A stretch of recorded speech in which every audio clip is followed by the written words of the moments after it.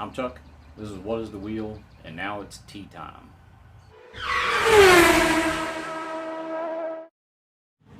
If you've been watching, you know my fuel pump carburetor pressure saga that I've had going on here, where I tried this fuel pump and then I tried this fuel pump and neither one of them worked. And of course I got some responses and comments and stuff that the pressure regulators are junk, which is a distinct possibility that they are junk.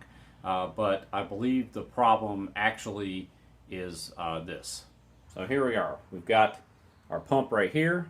We have our regulator, and then we have our carburetor. And yes, I know that the fuel does not actually go into the outlet side of the carburetor, but whatever. So the issue is this. When you look at this regulator up close, the fuel is coming into here. It's going into this open space, and right here is the valve that's closing the regulator off. This pink line here is a rubber diaphragm. This blue squiggly is the spring. This is the adjuster. So you screw the adjuster down, it puts pressure on the spring, and the issue is this whole system has to reach X value pressure before it puts enough pressure on the spring to push the diaphragm up and close this valve.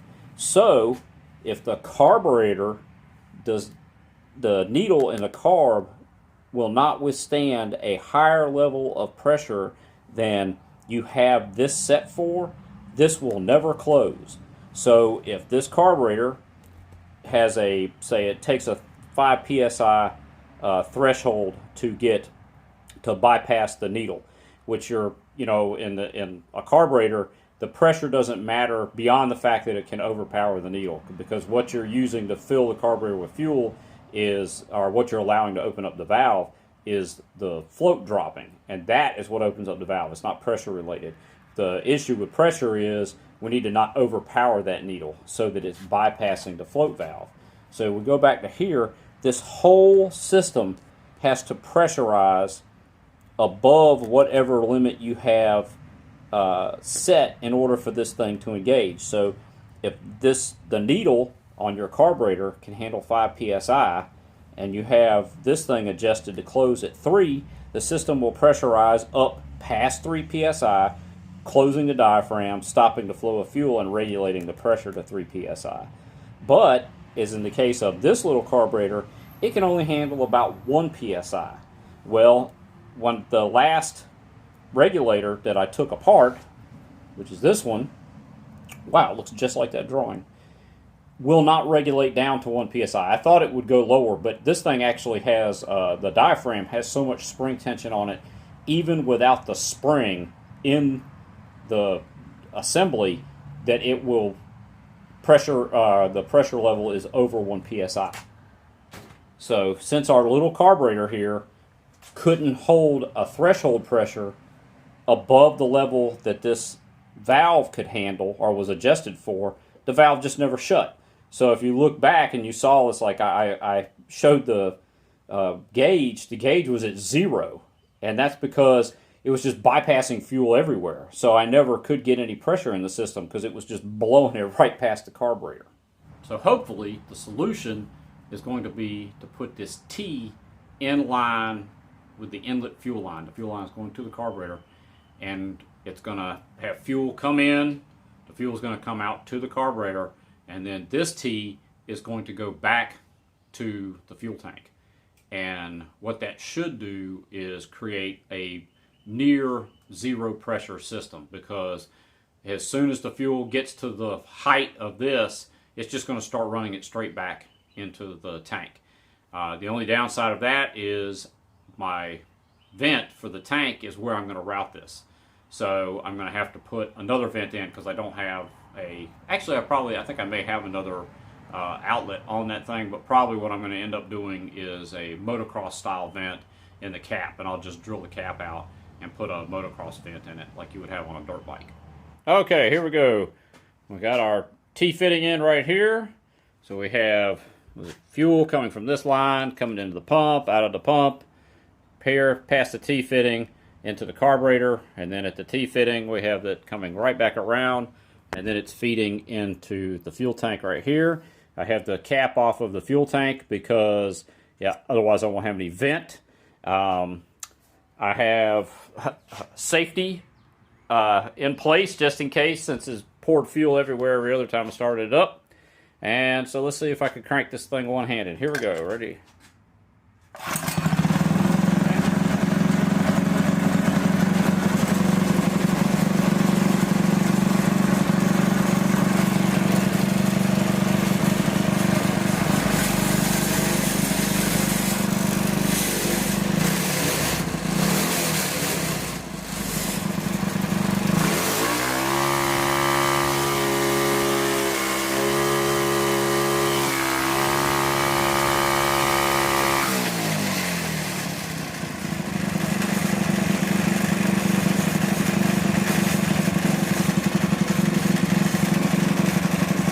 Now I just need to vent my fuel cap, so I'm going to cut a pilot in here. I just switch these around.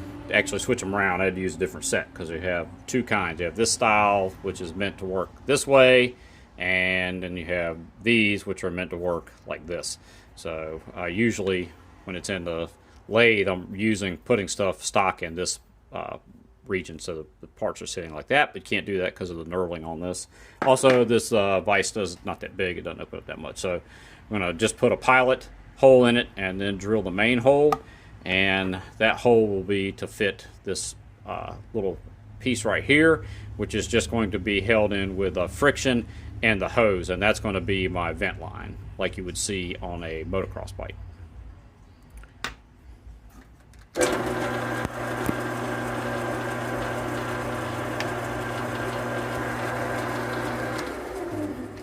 Except it really helps if you tighten up the drill first. Let's try that again.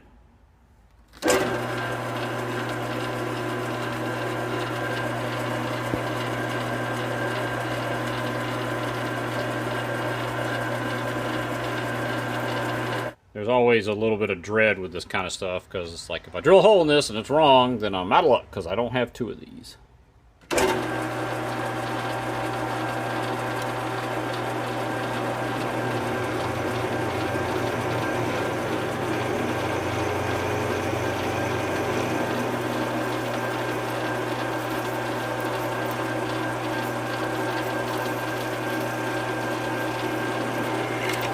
Alright, success. Look at that, there it is.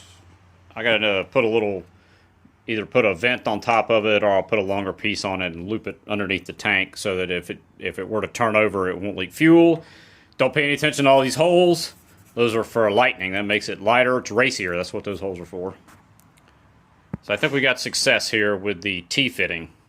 Alright, after trying the $20 fuel pressure regulator and the $40 fuel pressure regulator with the $15 fuel pressure gauge on it, turned out the solution was a $2 T-fitting. This worked really great. It basically allowed the carburetor to just see gravity feed, because as soon as the fuel level got to this T, it just started feeding it back into the fuel tank. And based on how much fuel it was pushing back through that line, which I don't know if you could really see in the video or not, it was pumping a lot of fuel. This pump, really too big. Brake build fix, he sent me a comment about that. He said that pump was way too big for this, although this is the one that was basically recommended for the setup. He said that was way too big. These little pumps don't like a lot of, these little carbs don't like a lot of pressure. It turned out to be 100% true, because this thing is shooting fuel everywhere.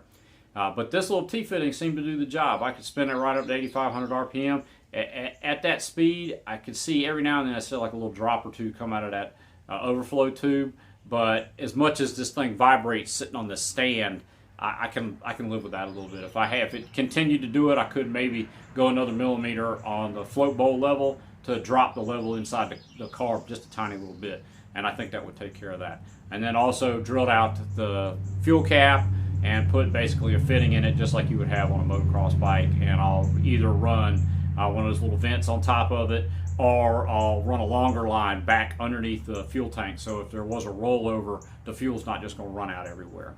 I'll be at my employer has decided that I need to work every day between now, June 2nd, and June 25th, which is going to make it hard to put out any kind of content. I am going to try and release something once a week anyway.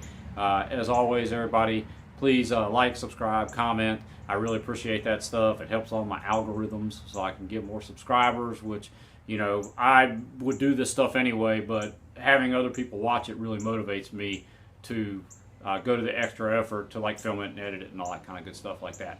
So everybody have a great day.